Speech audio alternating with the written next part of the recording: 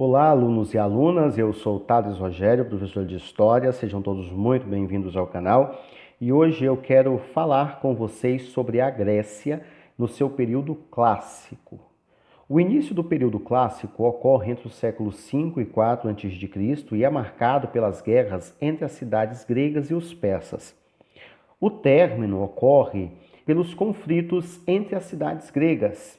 A guerra contra os persas deu a Atenas um forte controle sobre a Hélade, que dura até a Guerra do Peloponeso, quando os espartanos tomam o poder. Segue-se um curto período de domínio da cidade de Tebas, após o qual os gregos foi anexado à Macedônia já no governo de Filipe II. Tempos depois, passa a fazer parte do Império Helênico, já no governo de Alexandre Magno. Era o fim, agora, da forte hegemonia das cidades que compunham a Hélade. Durante o reinado de Ciro e de Dário I, a Pérsia se transformou em um poderoso império graças ao seu vasto território, que incluía áreas colonizadas na Ásia Menor pelas cidades gregas. No princípio, os persas respeitaram a autonomia das colônias gregas, mas com o passar do tempo passaram a exigir impostos e interferir na política local, incentivando os tiranos a tomar o poder.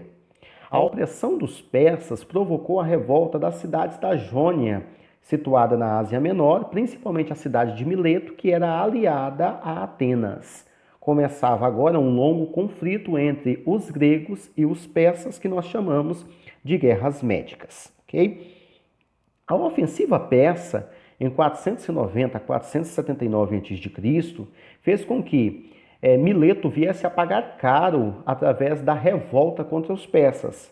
A cidade foi arrasada e parte da sua população levada à Mesopotâmia, e em seguida os persas submeteram a cidade de Trácia e a Macedônia nos anos de 492 a.C. Por volta de 490 a.C., Dário exigiu a rendição incondicional dos gregos, e diante do poderio persa, diversas cidades gregas cederam, mas Atenas e Esparta resistiram até o fim.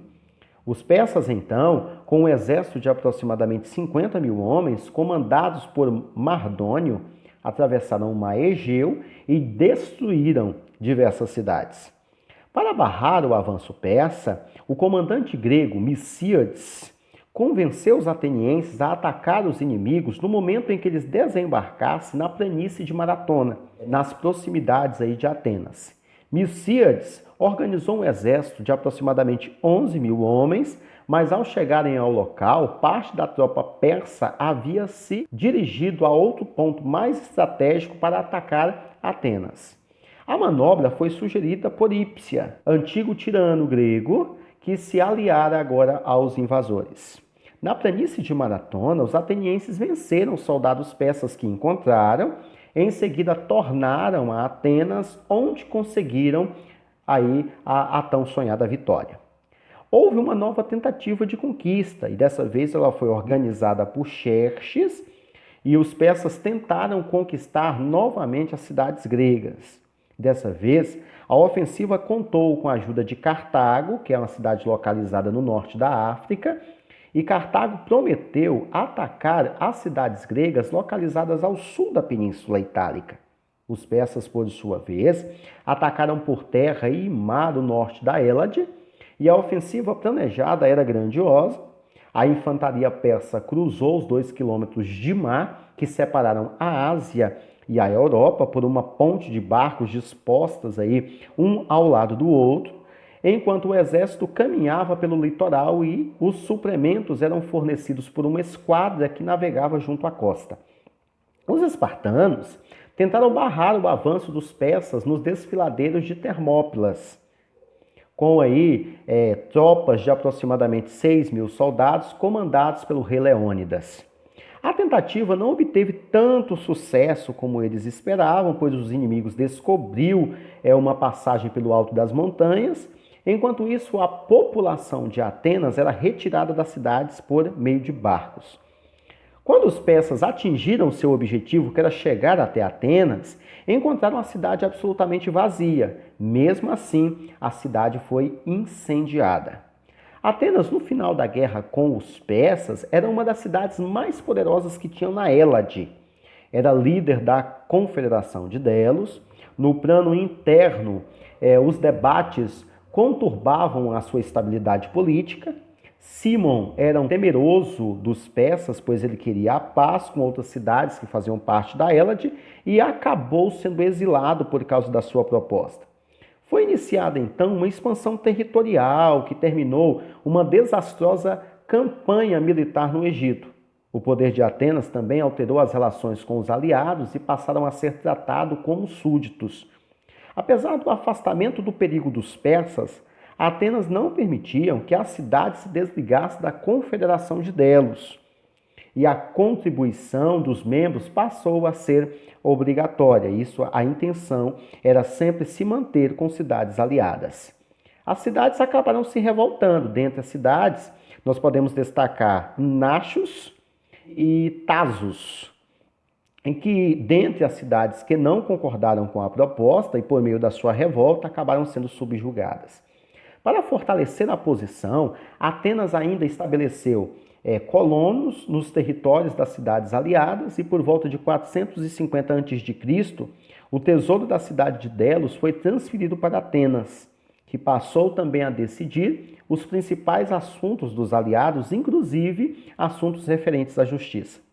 Aos poucos, a confederação assumiu dimensões de império e foi dividida em 5 regiões para facilitar a arrecadação de impostos. Boa parte desses impostos eram gastos na reconstrução e modernização da cidade de Atenas, que acabou sendo destruída na guerra contra os persas. O auge do domínio ateniense ocorreu com o governo de Péricles, até porque Cimon se tornou condenado. A Guerra do Peloponeso acontece aí por volta de 431 a 404 a.C. A hegemonia ateniense, ela provoca uma séria rivalidade entre outras cidades, como a cidade de Tebas, de Megara, de Corinto e principalmente os espartanos. E Esparta, para se opor ao poderio ateniense, organiza a chamada Liga do Peloponeso, reunindo diversas cidades gregas. A rivalidade entre as cidades transformou-se em guerra. O estopim foi a revolta da colônia de Córcira contra a cidade de Corinto, que era pertencente à Liga do Peloponeso. Córcira teve o apoio de Atenas por fazer parte da Confederação de Delos. Para defender a cidade de Corinto, os espartanos e seus aliados invadiram a Ática. Os habitantes da região procuraram proteção nos muros da cidade de Atenas e aglomerada essa população acabou sendo dizimada por doenças e o próprio Péricles acabou morrendo por volta aí do ano de 429 a.C. A primeira fase da guerra dura por volta de 10 anos. Em 421 a.C., atenienses e espartanos assinam a paz de Nícias, estabelecendo entre as cidades gregas uma espécie de trégua de 50 anos. Mas o acordo de paz dura só até 413 a.C., quando os ambiciosos líderes Alcibíades estimulou Atenas a tomar Siracusa, aliada a Corinto, na região de Sicília.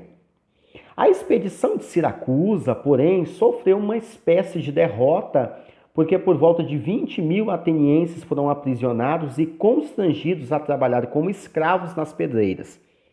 Os espartanos mantiveram ainda tropas na Ática e iniciaram uma campanha para libertar as cidades subjugadas por Atenas, por volta aí do ano de 404 a.C., em Egospótamos. A dominação dos espartanos sobre as cidades gregas foi mais opressora do que a cidade de Atenas. No seu plano interno, ela provocou alterações na sua organização social. O desenvolvimento econômico difundiu entre as cidades o gosto pelo luxo e o número de escravos aumentou absurdamente. E os libertos que participaram da guerra do Peloponeso começaram a exigir melhores condições de vida para habitar em sociedade. Uma nova ofensiva contra os persas foi iniciada na Ásia. Sem conseguir contornar os problemas internos, os espartanos assinaram um acordo de paz chamado de Tratado de Antálcida, por volta aí do ano de 387 a.C. Por esse acordo, os persas retomaram o domínio sobre a costa da Ásia Menor. Mas com isso, com inúmeras dificuldades, os espartanos não pôde evitar que Atenas organizasse uma nova liga marítima e reconstituísse o seu muro. Entretanto, a cidade-estado que mais se beneficiou com a nova liga foi a cidade de Tebas, que acabou impondo sua hegemonia às outras cidades gregas, e por volta aí, do ano de 371 a.C., a Batalha de Leuctras, os soldados tebanos venceram o exército espartano. Em seguida, Tebas ajudou os messênicos a se libertarem do domínio de Esparta e submeteu a Tessália, a Trácia e a Macedônia. Mas, ao organizar uma marinha de guerra, atraiu a oposição de Atenas e por volta do ano 362 a.C., atenienses e espartanos, agora reconciliados, derrotaram os tebanos na Batalha de Mantineia. As guerras enfraqueceram tanto as cidades gregas que a partir de então, nenhuma delas foram capazes de compor o seu domínio sobre nenhuma outra cidade. Estavam criadas as condições para que Filipe da Macedônia conquistasse toda a região e passou aí a ter uma ascensão ao domínio dos romanos. Quero aqui agradecer a presença de todos. Esse foi mais um resumo de história. Não se esqueçam de inscrever no canal, compartilhar o vídeo, interagir comigo através do seu comentário e, se possível, deixe o seu like, que assim você me ajuda muito.